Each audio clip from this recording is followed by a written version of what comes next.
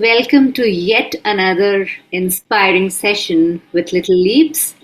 And I'm so happy to see parents and educators from across the globe joining us today. It's always heartening to know that this community is growing, united by a shared intention to support our children with awareness, empathy, and purpose. Right, so today I'm absolutely delighted to welcome someone who has been doing inspiring work with the youngest children, Bianca A. Solorzano. Am I correct? Yes. Thank you. So Bianca is a Montessori infant guide and consultant, and many of you might already know her as the voice behind the Montessori Babies podcast and course. She has spent nearly 15 years working closely with Montessori babies, both at home and in school settings, guiding thousands of new parents to confidently bring Montessori into their homes. From running her own Montessori infant nido to leading Mommy and Me classes and offering parent education talks, Bianca's journey is rich and inspiring. In recent years, through her Baby Tour Guide website, podcast, and Instagram, she has continued to empower parents worldwide with her kind, clear, and practical approach. She holds an AMI Montessori certification from birth to three, a bachelor's in child development, and a master's in Montessori education. And beyond all that, she's also a wonderful mama to a bright 3-year-old boy. So lovely. Mhm. So, actually, what truly aligns with your work, Bianca, is your deep belief in the child and in the power of Montessori, and to bring confidence and calm to this parenting journey for everybody. I think not just parenting journey, even for educators, it becomes lovely and wonderful journey to understand Montessori and understand the potential in each child to work with them, isn't it?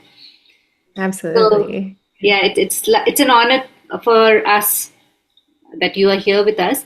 I know you have slides to share with our audience, but I would like you to first share your journey so far and how you stumbled upon the Montessori journey. And then we'll go ahead with whatever you have to share with us. Sure. So thank you so much for having me. I'm so excited to be here. I actually came upon Montessori through my mom. So my mom had started working for a group of Montessori schools, kind of on the development side of their schools. But I am the oldest of my siblings, and I was a nanny at the time, fresh out of high school, and she kind of let me know that the approach that she saw is something that I might be interested in.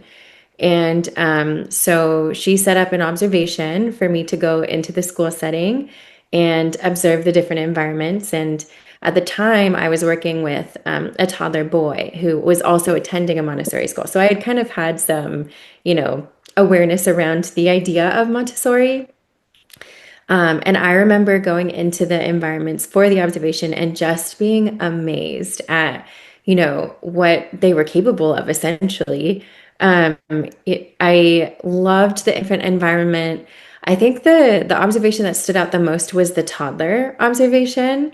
Because I feel like we have such ideas about what kids are capable of, and then when we lift those, wonderful things happen, which we'll talk more about in in our talk today. But I just remember sitting there, and there was a little boy who had a pitcher of water, and he was pouring some water in a cup for himself and for his friend.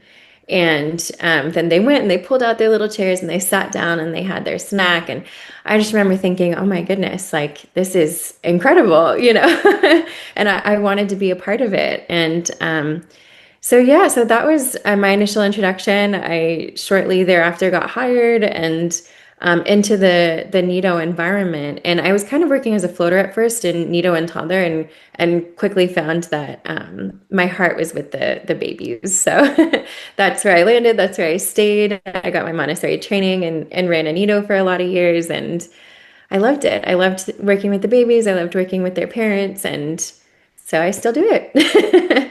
That's wonderful. 15 years and still strong. That means it is your passion.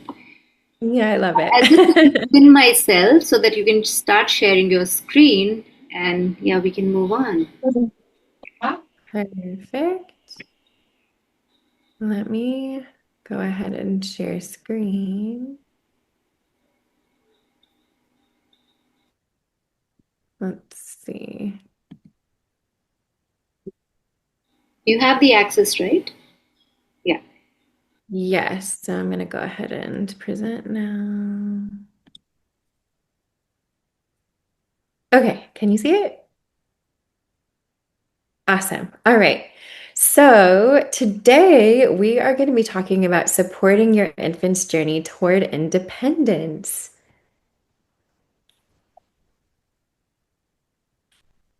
As you kindly mentioned, I'm Bianca.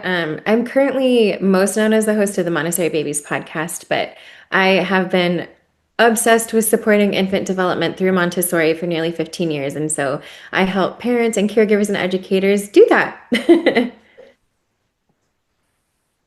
So, my goal with our chat today is that you leave feeling inspired and ready to support your baby through the developmental lens as well on their independence journey. And as you kindly mentioned, I also have a degree in child development, so I love to fuse the worlds. So you kind of have that lens and, just feel ready and inspired to support their development through Montessori.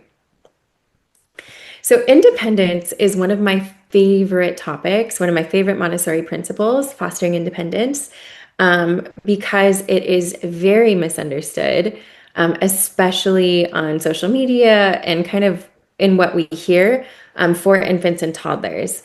So, we are going to jump into why it's misunderstood in just a second. But essentially, by using the tips that we learned today, we can find simple joys in our day. We can release a lot of the anxieties and expectations, bring confidence and empowerment into your parenting or your caregiving, your education approach, if some of you are in the NIDO setting. And then, of course, we're setting baby up to be empowered, self-driven, lifelong learners. And then the cool thing about the tips that we're going to talk about is that there's not only benefits to baby, but there's benefits to you as well. And also your environment as well. You'll see in a second. So, to start, babies and toddlers have this innate inner will to learn about their world. So, they're driven not only to explore, but they observe and they absorb everything that we're doing. And so when we think about babies and toddlers, more often than not, it's our own limiting perspectives and understandings that prevents us from letting our babies try something. And you'll notice a lot that a reoccurring theme in the presentation is kind of lifting our own perspectives and viewing our infants and young toddlers through a lens of capabilities. So, one of my favorite activities for new parents and caregivers is to shift our perspectives through this fun activity. So, what I want you to do is to think about the first adjective that pops into your mind when you think of a baby or toddler. So, think of that adjective, have it right there. So most people think things like adorable, cute, squishy, giggly, delicious, right? Their new baby smell, soft, funny, loud, demanding, stink. When I asked my husband, he said, stinky, stuff like that. And all of these reign true, right? All of these are so true about our infants. But something I want you to keep at the forefront of your mind is that they are capable, they're powerful, they're driven, they're limitless, right? That's a really big one. They're observers, they're constant learners, and they're hard workers. So, one of the ideas that I love that Dr. Montessori spoke about was that play is the work of the child and that they're consistently constructing themselves. And when we look at it like that, their movement, their play, these interactions that might look meaningless to the observer that doesn't quite understand development, all has meaning. It all has meaning because they are constantly building themselves, right?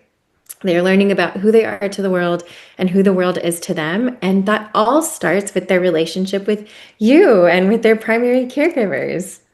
Absolutely. So, one of the things to think about is to recognize sort of where the limitations that we place on our babies and toddlers come from.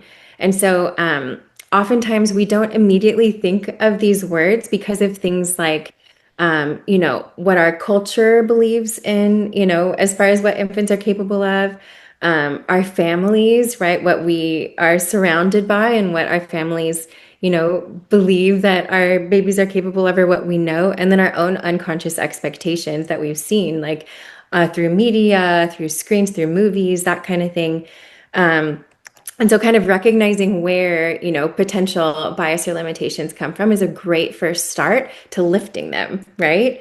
And then kind of letting our babies reveal their limitless potentialities, which is another one of my favorite principles that Dr. Montessori spoke about. So she said, the development of the child during the first 3 years after birth is unequaled in intensity and importance by any period that precedes or follows in the whole life of the child. Your call cannot be completed as dialed. Please. And this is one of my absolute favorite quotes because, working with infants and toddlers is huge. There is so much going on in their brain during the first couple years of life. And, just kind of understanding that, but also just taking small steps can make the world of difference in our approach. So, what is fostering independence and how is it applied to infancy?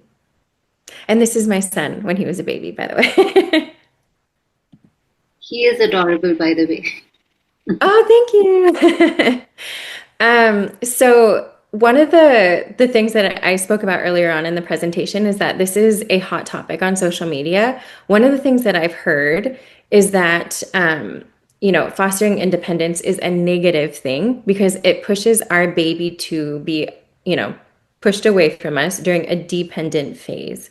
And that is a misunderstanding because that's not at all what it is, right? We honor that our babies are fully and beautifully dependent.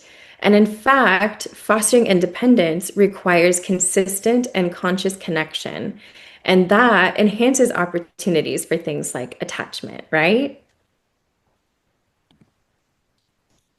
So, what it means is slowing down and preparing yourself and the environment to allow your baby or toddler maximum inclusion and involvement as driven by them. Because, like we spoke about, they have that innate inner will to learn about their world. And so, when we kind of recognize that and honor that and include them as much as possible, then we are viewing them through that lens of capability and really setting them up as empowered learners, right? Which leads to that, foundation of being capable and recognizing that they're members of their community. And then the idea is one day that they have this same empowerment within society too. So in Montessori, what we want to do is treat our babies like capable members of their communities from the start and involve them as appropriate. And that's what's going to lead to that empowering start to life. So how are we going to do it? Let's talk about it at the different stages because so much happens in development from birth to young toddlerhood. As I'm sure you guys know, when they're born, they are, fully dependent on us, reflex driven, and then throughout the first year and a half to 2 years of life, even in the first year of life, their brain doubles in size. Around a year, they start to walk. So much is happening so quickly. So let's talk about how to support their independence at each stage. The first thing that I would love for you guys to be conscious about is to slow. I am so aware that, so often, whether you're in the classroom setting or if you're a mom in the home setting, there is so much that we have to do. There's so many things that we need to get done. Oftentimes you're managing multiple kids' schedules or you're managing multiple things that are happening in the home. Or you might be a mom who's working and also doing Montessori at home, whatever it is. Being conscious about slowing down can really help it happen. And I think just even recognizing and just being conscious about it is a great first step because you'll remember it throughout the day and then take those moments to really slow. So when our children are non-mobile, the first thing that I want you to do to support their independence is to observe and note that inner will, that inner drive that they have to learn. So in the newborn phase, we can do things like use language and inclusion to really, kind of lay that foundation of independence. Because we are still wanting to talk to them, right? We can carry them. We can talk to them about what's happening. When you need to change their diaper, you can pick them up and, let them know, oh, it's time to change your diaper. You peed in your diaper. Let's go walk to the bathroom. And even things like that. That is including them, right, in the process versus kind of picking them up and doing all the things for them, which also, happens as a new mom. I totally understand that. But just again, being conscious of these things and including them with our language. And then, so our babies will intentionally start to reach around 2 to 3 months, kind of depending on the child. And when they do, you can start to allow them to be included within that developmental step, right? So if they reach for their bottle, if they're bottle fed, then you can let them try to hold it. If they're trying to reach for, their diaper, you can let them explore it or try to open it, or maybe even give them a directed choice between 2 diapers and let them choose one, right? And talk to them about what's happening, because even though, again, they're unconscious learners, they're taking everything in. And these are just moments of inclusion and empowerment, right? You can let them pull wipes out of a wipe dispenser. Another one of my favorite things is when they are practicing movement, doing tummy time, that kind of thing, placing a grasping material just out of reach so they can use that inner will and that, I'm sure you guys have seen that intense focus that they have when they want something. Sometimes it's like your earring or your necklace or something like that. That focus is what I'm talking about. But when you place a grasping material or a toy or an instrument just out of reach so they can use that drive to kind of wiggle and grab it, it's a really empowering and experience for them, and early on, right? Because they're still just starting to be able to move in that way. I think the best thing that they enjoy grabbing is our hair.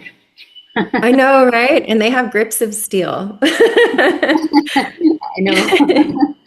Yeah. And so also during diaper changes, so during this sitting, slithering, crawling, and cruising baby phase, so kind of during that second big transition when they start to move and sit, you'll find that they have more opportunities, right? Because now they're sitting up and they can kind of use their hands in a sitting position. And so you can continue to offer those directed choices. You can let them hold and open diapers and pull out wipes. Stand-up diapering can also start to be a thing when they can hold onto a bar and stand, which that's kind of a pro tip for diapering struggles too. When they start to fight you on the diapers, it'll start to arch your back when you lay them down to have a diaper change. If you are comfortable or you have an area where you can stand up diaper, it's very, very helpful for those diapering struggles. But for including them during solid feedings, starting with baby-led feeding, it can be really, really helpful. Montessori has a beautiful setup for weaning and solid feeding, and it allows baby to be optimally included in a really beautiful way. Open cup drinking, something they can do during this phase, which parents and caregivers are often surprised about, is you can have them start to help lightly clean. They're not even walking yet, but they can, if they spill their water, you can hand them a wipe to wipe it up and model it first. And then talk to them about what they're doing, right? Because they usually will just grab the wipe or grab the cloth and kind of wipe it across just naturally, and then talk to them about it. Oh, you're wiping the table. Thank you for doing that. That kind of thing. Because again, it's all just, we're laying these foundations for inclusion and empowerment. And then during their daily routines, right, or their rhythms, letting them choose books. I always like to have a book basket or a bookshelf that was at their level so that they can choose something. Or if it's, a circle or some sort of a reading experience that's guided by you, you can offer directed choices within that. Brushing teeth, allowing them to hold their own when they start to get teeth and you start to kind of brush their little teeth that are popping out, allowing them to try, of course, with a child-safe toothbrush, but directed choices to choose clothing. This can all start during this phase because they're becoming more and more, aware and conscious by the day. They are still unconscious learners, but we're laying that foundation, like I said. And then, of course, the Montessori shelf, right? So if we have a low shelf or just a toy area where they have access to the toys, they will be able to drive themselves to that. And that is kind of laying that foundation for the child-led learning experience as well. And then I want to note that language is so powerful. And so sports casting everything, like I kind of mentioned in like what we spoke about in the newborn phase, sports casting is a way to narrate everything that's happening, everything that you're doing and then doing with the child, right? And so when we tell them what we're doing versus, like I said, versus kind of lugging them from place to place, that is that next layer of inclusion and involvement. And then kind of using all the tips that we just spoke about to yet again include them as much as possible within that. We're laying incredible foundations by doing that, right? Okay, and then in young toddlerhood, one thing I want to note is when they become stable walkers, they have two free hands, right? So once they start to walk, there's this whole extra layer of inclusion that can happen. And then naturally, around that age when they start to walk, Dr. Montessori described the new walker as a young toddler. And in this developmental phase, they now seek autonomy, a lot of it. And so including them as much as possible is not only amazing for their development, it meets a need that they have and will also help minimize a lot of power struggles that also pop up around this time. Tantrums, that kind of thing. They're very natural during this time, but when we lead with this lens and already having laid that foundation also in infancy, it's something that just kind of naturally supports this next phase. And so, yeah, really leaning into during the toddler phase is just wonderful for their development. So during diaper changes, toileting, and then dressing and undressing, which is another thing that they can start to do during this new era, they can choose diapers and clothes via directed choices. Sometimes, having a basket out with their clothes, or if you have the space or budget to have one of those gorgeous Montessori armoires, those are really lovely. Letting them hold diapers, pull out wipes, use the toilet, all of these, all of these things that we would typically assign to older children can be done during this phase. And so like I said, when we lift that sort of bias and view them through that lens of capability, we will just kind of naturally start to include them. During feedings, the baby-led feeding with utensils, open cup drinking, they can also start to pour at this age. I like to use tiny syrup pitchers to allow them to pour into their small toddler cups. And then in cooking and cleaning, or involvement in cooking can also happen at this age. And one of the ways to do it in the home setting, in the school setting, it's always nice to have, a low table. So if you're going to do any sort of food prep or that kind of thing, they can be involved as much as possible. In the home setting, there are lovely toddler towers that your child can use to be at counter height. So they can be involved with you with the cooking that you're doing as much as possible. So there is a Montessori principle, or I guess a Montessori activity area called Practical Life. And that is essentially, care of the environment and care of self. And toddlers love practical life because, again, they're autonomy seeking and they really want to do everything that you're doing. So getting them involved in the cleaning, in the organizing. Quick little story. When I first got into the school setting, I had a child who, one of the kids that was assigned to me was semi-labeled as not a troubled child, but a child that just kind of struggled to be settled in the classroom. And what it was he needed, and he was a young toddler, gosh, I think he was like 14 months. And what he needed was to be included. He was kind of over the materials that were out, and he was just, and I sat and I would observe him, and he was just constantly watching the teachers. And what we ended up doing was including him as kind of one of the empowered older children in the environment.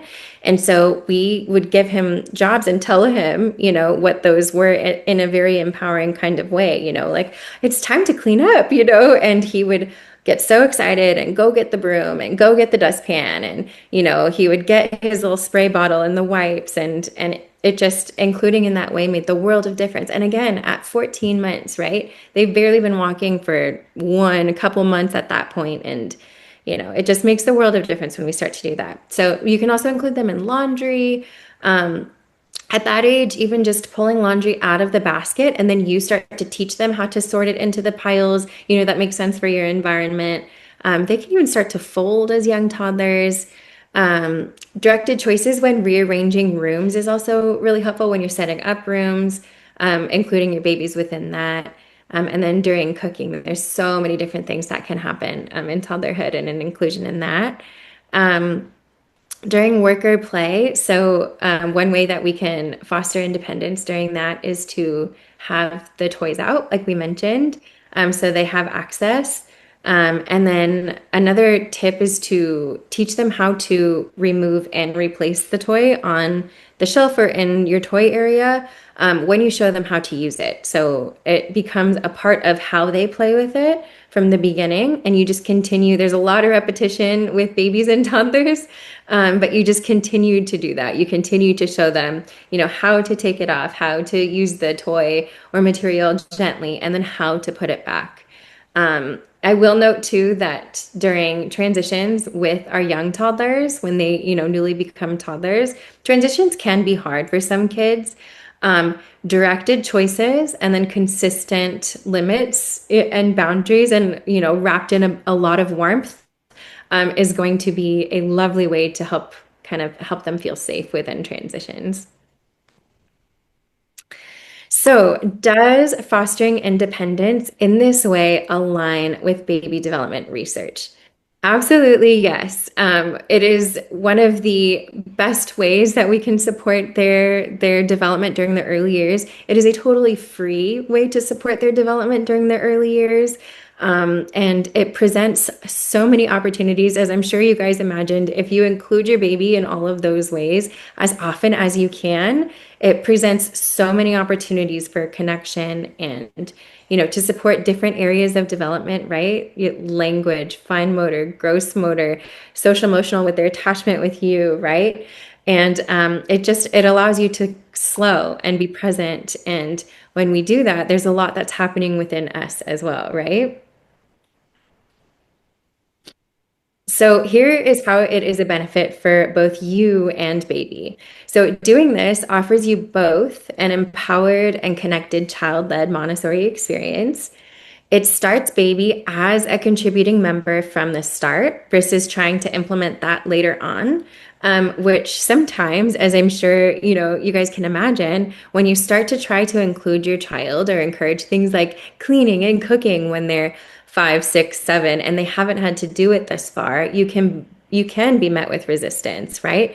And it's all child dependent, of course, but when we kind of lay this foundation from the start, it's just, letting them know that they are a capable member of their community. And it will transform your own experience as well, because you'll be flowing with yourself and the natural rhythm of your child's development. When you lead with observation and, watch to see what it is that drives your child and what it is that they're capable of, you'll find a lot of peace within yourself too. And then, like I said, it's totally free, which is so lovely. And yeah, and these first couple years of life, especially the first, year and a half, so much is happening. They're making up to 1 million mental connections per second. And so they're really building their brain and learning about who they are to the world and who the world is to them. And so all these experiences are just amazing for these essential years of development. So I cannot wait for you to try these tips. If there's any way to let me know how it goes, definitely let me know how it goes. I would love to share this Montessori quote with you. She said, "Free the child's potential and you will transform him into the world." And I love that. I love that. It is so inspirational for new moms and caregivers. I know it has been for me, and I hope it can be for you too. So I also want to note that, parenthood and also if you're a needo guide or a caregiver, all of it is wild and beautiful. And, there are going to be days that are hard and some, where you're just so excited and at peace with everything that's happened. And I think just, trying your very best and giving yourself the same grace that you give your child is wonderful. You're the perfect parent or teacher for your children or the kids in your space. So that's pretty much it. Thank you guys so much for having me. Thank you, Bianca. Like I Of said, course. beautiful presentation, but we are not going to let you go so soon. I like the point that you mentioned when children are excited to work in the environment, if we are not allowing them. In later ages, when we expect them to work, when they are not functionally independent to take care of themselves, how can they take care of their environment, isn't it? And then what things parents like as a child, as a young child, they start disliking them when they grow old. They start feeling disturbed about those things that they were doing for those children when they were young. And those children were ready to do that. But yet Yeah. we were not. We were the hindrance. We were objecting them from doing those tasks, right? So yeah, it's a Right. very, very important point and very, very crucial for parents to understand this and support the children when they are willing. As you said, they have this innate will to work. And that is when we stop them, that is extremely detrimental for their development. So I was just pointing down few things. One of the things that you mentioned about brushing teeth together. So whenever I meet parents, there are many parents who come up with this concern or question, I may say, that when they are encouraging children to brush the teeth on their own, they are absolutely denying it. Either they are asking the parent to do, or sometimes they just don't do. And even when parents are trying to instill the idea of brushing teeth being healthy with various stories or, trying to show them a reference point of them brushing the teeth, yet it is not successful with many parents. Yeah. So what would be your suggestion? So one of or I guess the way that I've had the most success is to model brushing your own teeth. If we're talking about the parents in the home setting, I had my son with me every time I brushed my teeth. So I would show him this is a part of what we're doing. My husband would talk to him about it when he was brushing his teeth. And it's something that I had suggested when I was in the classroom setting as well, because parents definitely have that question about, brushing teeth. And there are a couple reasons why our babies can start to resist, right? Because when it's new, there's a big sensory component to it, right? There's this bristly kind of object that you're putting in their mouth, and they're like, what is this? And why are you doing this? And why do you feel so, intent on doing this, And so, kind of allowing their inner will to guide that experience from the start is really helpful if you're getting it from the start. And even before they start to brush their teeth, if you have a baby safe toothbrush, it's something you can allow them to explore while you're brushing your teeth, right? So you're letting them know this is a part of our routine, and this is yours, and you're eventually going to brush your teeth with this when your teeth start to pop out, and you can literally just talk to them about it. If they're already resisting you, so if they're, an older baby and they're already resisting you, again, kind of allowing their inner will to guide the process is one kind of trick that I have to, maybe wet their toothbrush, or if you're using a toothpaste or whatever it is that you're doing, setting it on a clean surface and allowing them to grab it and bring it to their mouth. Because they're still very orally driven as infants. And so, kind of allowing them to grab it.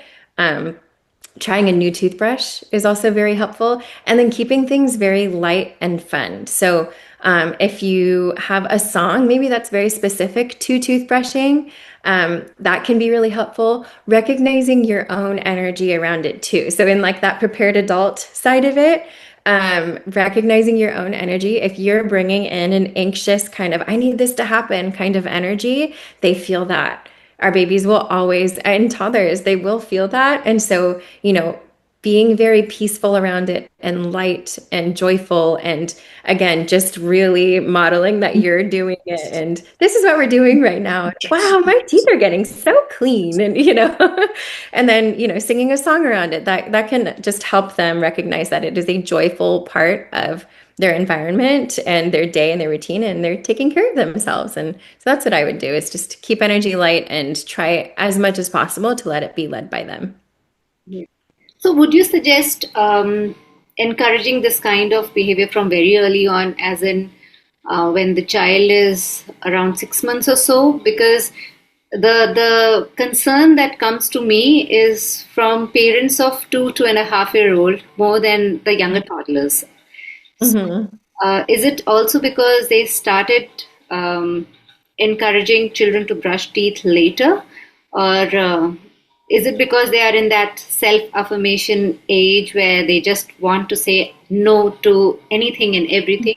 What could be the exact reason that children generally completely deny doing anything? I mean, not just brushing teeth, sometimes other things also, but I have seen parents specifically concerned about them not brushing teeth. Is it because it was started late? It can be. I mean, it's very child specific, It can be that they started later and it's a new experience that can be met, with hesitation. And if you did start later, I would really lean into the independence piece. If you can set up, a low self-care station for them, that's at their level, or, have a stool that will bring them up to counter height, and so they can, and a mirror that where they can see themselves. Really leaning into the independence and honoring their autonomy seeking nature at that age is going to be really helpful in limiting the struggles. It can, because I guess just one of the ways to really help is starting earlier. But if you're coming in at a later point, then just really leaning into the autonomy, giving them directed choices, and also just keeping it light and fun can be really helpful. Thank you. Of course. The other question that I want to ask, you also mentioned language while you are engaging the child in activities together, especially the younger ones, while they are going for a nappy change, or when they are going for maybe eating. So what kind of language are you talking about? Because when we are in a toddlers community, I always encourage educators that less is more. So while you are giving presentations, you don't talk much, but you focus on the movement and the work that the child has to do, so that they see our movements rather than listen to our language. Now, a young child who's an infant and cannot actually focus or cannot actually exercise or imitate our movements, they need more of language. So what kind of language, while we are engaging them in certain activities, what kind of language will help them understand the activity that they are doing at that moment, and how will it foster the independence later on? Sure. So I love the point you made about not talking during lessons, and because that is one of the most wonderful ways to, I guess, support and extend their development of concentration as well, which I also suggest honoring in infancy. So when you are doing those lessons, to, be really slow and intentional, and with the language that you do offer within it, just very quiet and calm, and kind of honoring those moments. But as far as the language that we're talking about within the environment, I'm talking about just narrating what it is that you're doing so that they can start connecting the language to the action. And then also, while we're doing that, we're laying foundations for respect as well, with them and with their bodies, because we're letting them know, what's happening around them, and then to them, right? We're bathing them, we're changing them, we're dressing them, we're doing all the things for them. And so when we offer them the language, we're including them in that layer and in that level. And So I guess with toddlers too, um, definitely, during lessons, minimizing language, like you said. But within the environment and and in transitions and stuff, I think kind of labeling what's happening and including them, and you're offering language within those experiences a lot, and I think it's just wonderful to honor that in that way. Yeah. Yeah. So Yeah. what you're suggesting is when you are changing diaper, you are saying, "Oh, okay, I'm going to pull out the diaper from your right leg and then the left leg." So that Mhm. basically you are narrating everything that I'm doing on behalf of you, because right now you're not ready, but the day you are ready, you will do it on your own, isn't it?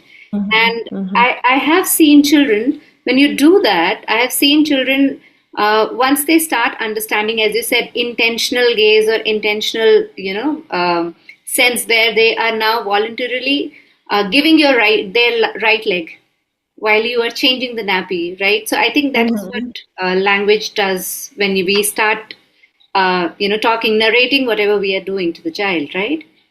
Absolutely. Yeah. It just lays that foundation for inclusion, and then they feel that, and then they just will be included, right? Because we've prepared ourselves and our environment and the experience to allow that. Yeah. It's beautiful. Working with children, yeah. Yeah, we all fall in love with them. So Yeah. yeah, I had these many questions. Our audiences, if you have any question, please write them in the chat box or raise your hand and we will answer them. We have how many minutes left?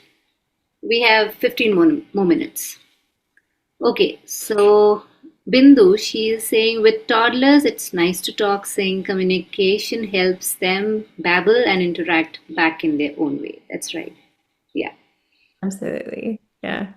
Talking, singing, keeping things light, always so wonderful for them. And they're so much more inclined to be, driven to the experiences when we meet them with, the energy and the singing and the light and all of that. So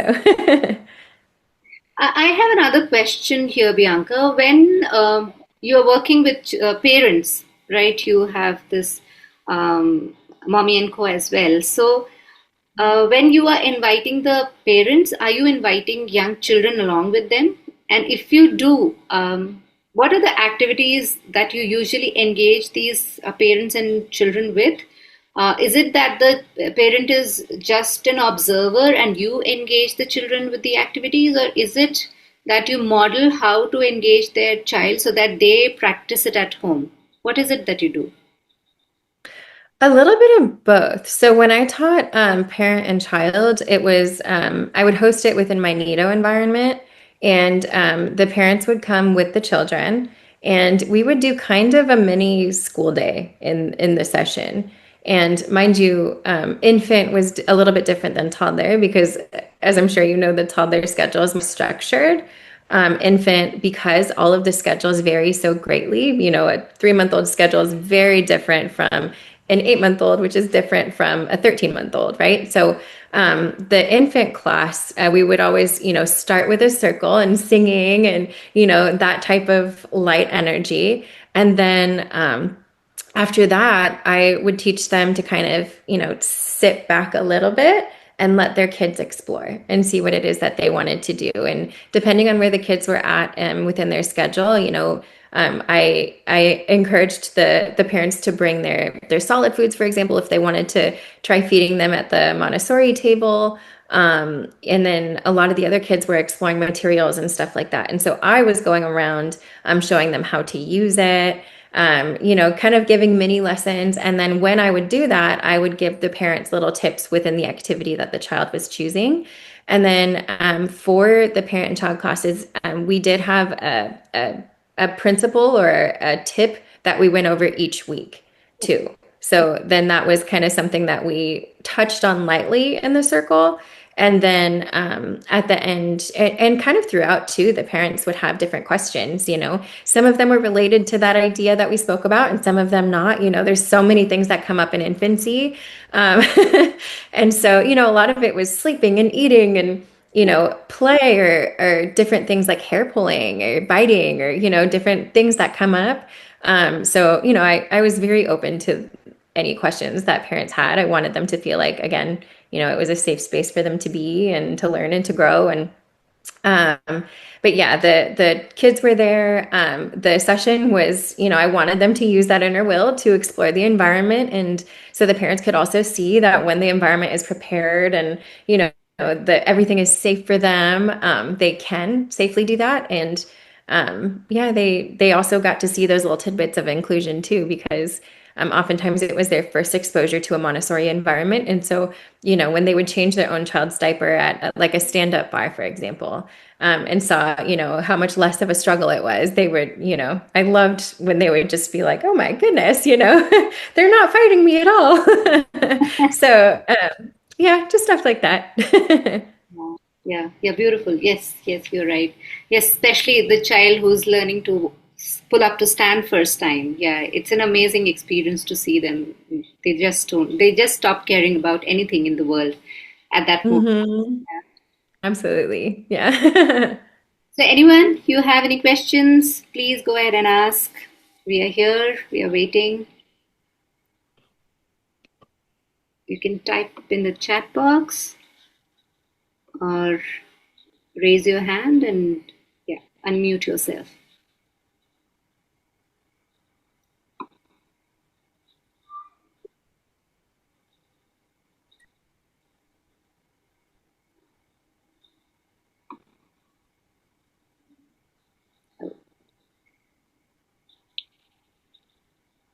Yeah, thank you.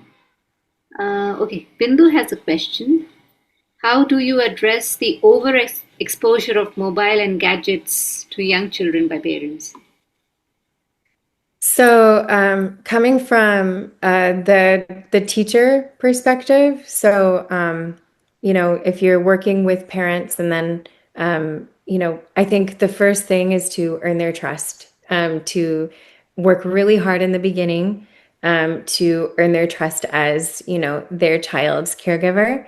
That's going to be the first layer, because any sort of advice or guidance that you offer needs to kind of be led by that, or else it will be met with kind of resistance and hesitation.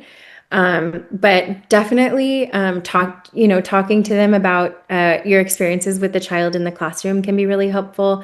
I always liked to share different articles or research as an indirect way, kind of maybe shooting over an email and just saying, I found this article and, thought you might find it really helpful. And or if it's been a conversation, just letting them know, I guess, depending on how the child is acting in the classroom, how you guys can work together as a team to support, so that they are settled and thriving. And because I know oftentimes if there's big differences between home and school, if the child is only in front of a screen at home and then comes to school and has zero screens, it can be hard for them to settle and to use that inner will to explore, because there's a lot that happens when they're placed in front of only screens, right?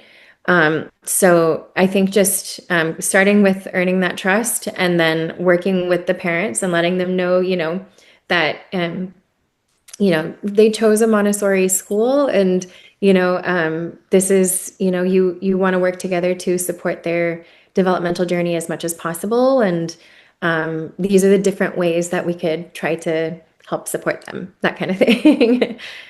Absolutely. I always like to sandwich advice too. It's just like, something really positive and, warm and connected, and then the actual thing you need to work on, and then another something really positive that's happening in the classroom, or, that kind of thing. Absolutely. Yes.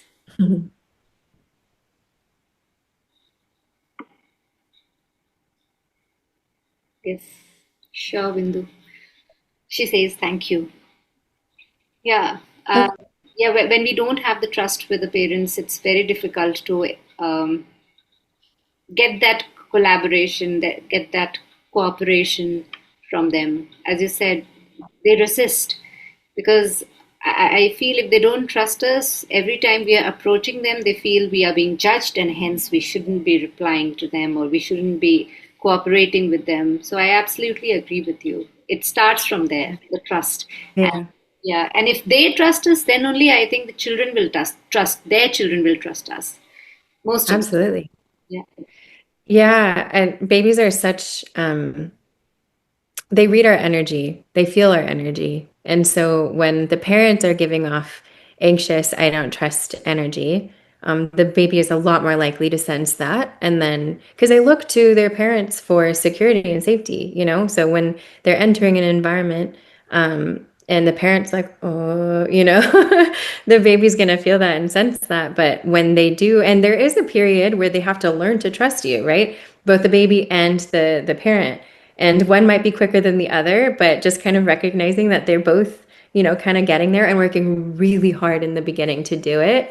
You know, if that means sending them extra notes at the beginning, pictures at the beginning, and then, you know, touch points, you know, depending on, you know, what the policy is in said environment. But, you know, if they want to call in to talk, if they want to drop in to talk, talking to them about how their child is doing can be really helpful.